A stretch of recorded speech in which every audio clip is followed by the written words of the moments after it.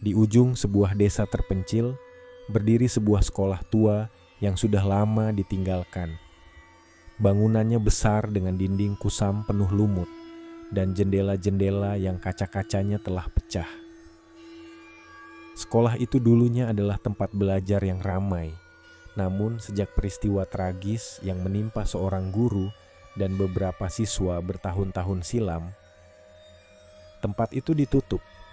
Warga desa menyebutnya sekolah setan karena banyak yang mengaku mendengar suara-suara aneh atau melihat bayangan misterius di sana. Namun, seperti biasa, ada saja orang-orang yang penasaran dan ingin membuktikan kebenaran cerita-cerita mistis tersebut.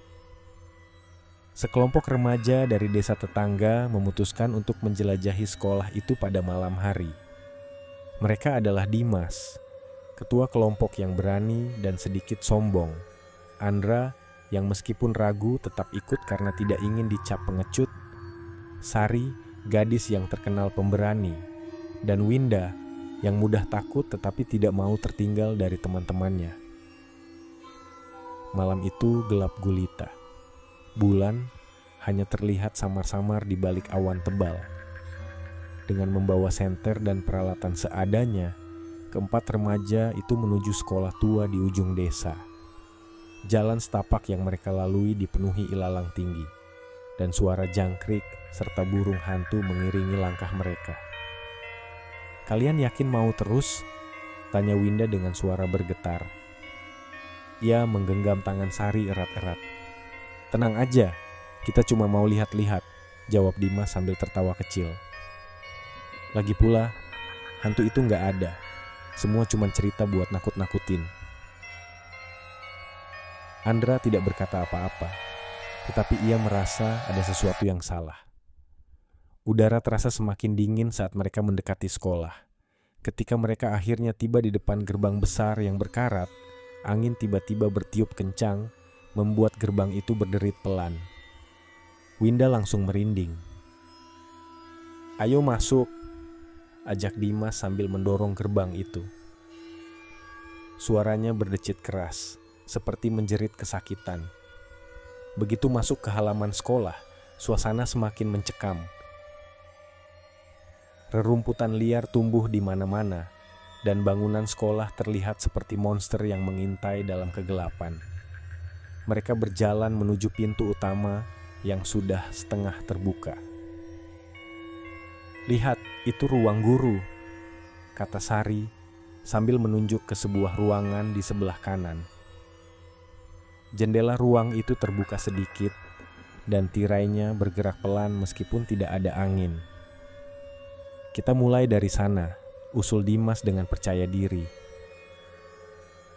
Mereka pun berjalan ke arah ruang guru. Begitu masuk, bau apek langsung menyergap hidung mereka.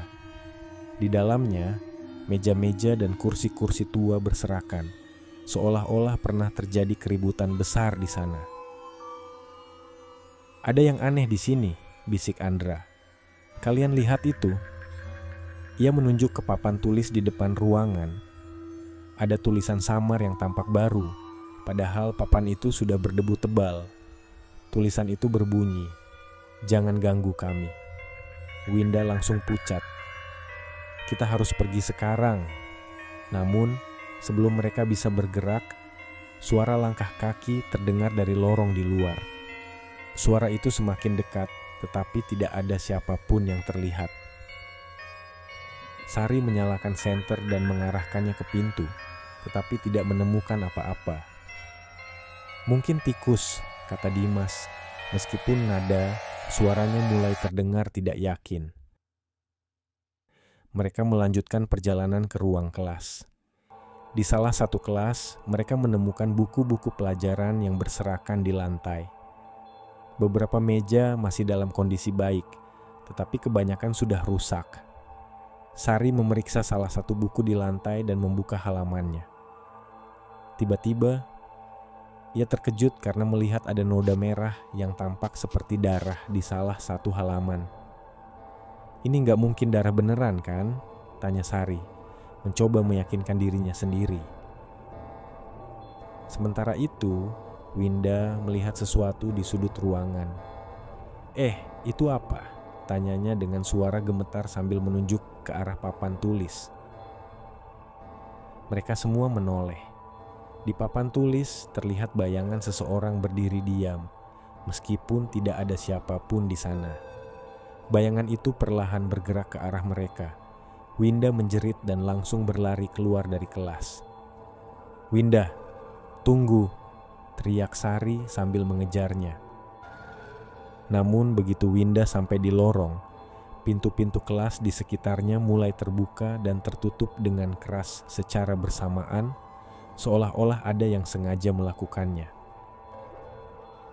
Angin dingin kembali berhembus dan suara langkah kaki terdengar di mana-mana. Dimas, Andra, Sari, dan Winda akhirnya berkumpul di lorong utama. Winda menangis ketakutan, sementara yang lainnya berusaha menenangkan diri. "Kita harus keluar dari sini sekarang juga," kata Andra tegas. Ia sudah tidak peduli lagi dengan tantangan atau rasa malu. Namun, ketika mereka mencoba kembali ke pintu utama, pintu itu sudah tidak ada. Yang mereka lihat hanyalah dinding kosong. "Apa-apaan ini? Kita masuk dari sini tadi," seru Dimas panik. "Ini pasti mimpi. Ini nggak nyata," gumam Sari sambil memegang kepalanya. Tiba-tiba terdengar suara tawa anak-anak kecil dari dalam salah satu kelas. Suara itu terdengar ceria, tetapi di tengah suasana mencekam seperti ini, suara itu justru membuat mereka semakin ketakutan. Mereka saling pandang, tidak tahu harus berbuat apa. Dimas akhirnya memberanikan diri untuk membuka pintu kelas tempat suara itu berasal. Ketika pintu terbuka, mereka melihat beberapa anak kecil duduk di meja, berpakaian seperti seragam sekolah zaman dahulu. Anak-anak itu menoleh ke arah mereka dengan senyum lebar yang tidak wajar. Salah satu anak berkata dengan suara pelan namun menyeramkan, "Kalian mau bermain dengan kami?" Keempat remaja itu langsung mundur dengan panik. Dimas mencoba menutup pintu, tetapi anak-anak itu sudah berdiri dan berjalan ke arah mereka. Wajah mereka mulai berubah, kulitnya mengelupas, dan mata mereka menjadi hitam pekat. "Lari!" teriak Dimas. Mereka berlari ke arah lain, mencoba mencari jalan keluar. Namun, sekolah itu seperti berubah bentuk. Lorong-lorong yang mereka lalui tidak berujung, dan setiap kali mereka membuka pintu, mereka selalu kembali ke tempat yang sama. Sari tiba-tiba berhenti. "Tunggu, dengar," katanya. "Kalau kita panik, kita nggak akan bisa keluar. Kita harus tenang." Namun, sebelum mereka bisa berpikir lebih jauh, suara langkah berat terdengar di belakang mereka. Ketika mereka menoleh, mereka melihat sosok tinggi besar dengan wajah yang tidak bisa dijelaskan. Sosok itu mengenakan seragam guru, tetapi matanya bersinar merah, dan ia membawa penggaris panjang yang terlihat tajam di ujungnya. "Kalian tidak boleh pergi," teriak sosok itu dengan suara menggelegar. Andra dan Dimas akhirnya menemukan jalan keluar. Tetapi ketika mereka berbalik, mereka menyadari bahwa hanya mereka berdua yang tersisa. Dengan napas tersengal-sengal, mereka keluar dari sekolah dan bersumpah tidak akan pernah kembali lagi. Namun, bayangan sekolah itu tetap menghantui mereka. Setiap malam, mereka bermimpi buruk tentang suara langkah kaki, tawa anak-anak, dan sosok besar dengan penggaris tajam. Mereka tahu, sebagian dari jiwa mereka telah tertinggal di sekolah itu, bersama dengan teman-teman mereka yang tidak pernah kembali. Sekolah itu masih berdiri hingga hari ini, semakin rapuh dan ditelan waktu. Tidak ada yang berani mendekatinya lagi, kecuali mereka yang ingin mencari masalah.